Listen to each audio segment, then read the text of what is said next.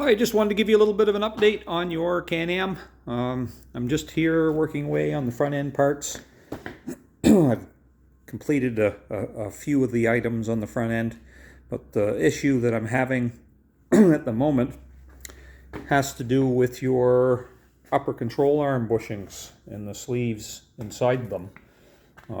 So as you can remember, we have play in the control arms because the bushings are wore out. So the problem is, even after removing the nuts, and I'll zoom this back in here a little bit, after removing the nuts, and the bolts themselves will actually turn, but the problem is the bolts are seized inside the steel sleeves that run inside the A-arm. So the way this sort of works is on either end of the A-arm. So we're starting with an empty A-arm. It's off the bike.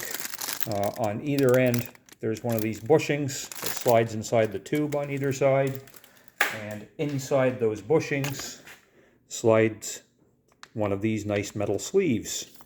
And the problem with that is I'm discovering at the moment, for this guy anyway, I've seen it before, but this one sees really bad, is that even though the bolt will turn, all it's doing is spinning the sleeve inside the A-arm. So I've tried a few different things. It's kind of a tough spot to be able to get on the end, because you can see the frame's right here, so that gives you an idea of what the distance is. There is a tool that I could build to try to push it out, but I'm not sure if that's going to work either.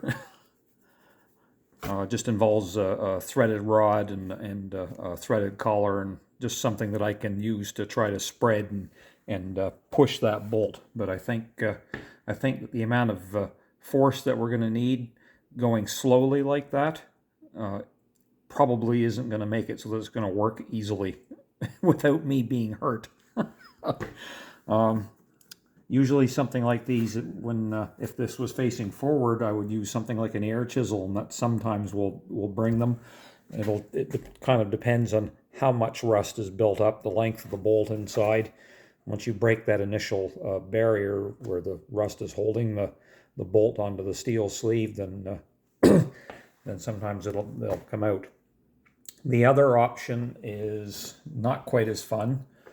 I'll have to see if I could possibly source a very thin cut-off wheel and to see if I can get in here with a small Dremel attachment or something and try to cut the bolt off on the inner side, on the A-arm side of the weldment for the frame.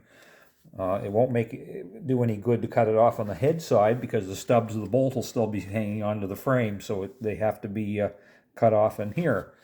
After that, then we're getting into having to cut the A-arm off altogether and purchasing a new A-arm. So this is what I'm going to have to do for the moment. I've gone ahead and I've installed the new ball joint in. I just have to put the clip on it. The thing we're trying to avoid here is the ball joint falling apart, because that's always bad. This isn't going to fall apart, obviously. It's decided it's going to stay there pretty much forever. So I'm going to set that aside for the moment. And just in case you're wondering, I have gone to the other side and tried to get the bolt on the other upper control arm to move, and have the same problem. It's whatever I have to do on this side will eventually end up having to be done on the other side as well.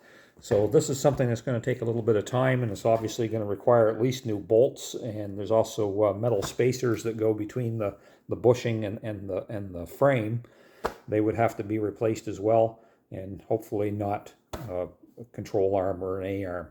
As far as if we did end up having to replace that part, those ball joints can be pressed back out of the A-arm, so you can use them in another A-arm if we had to.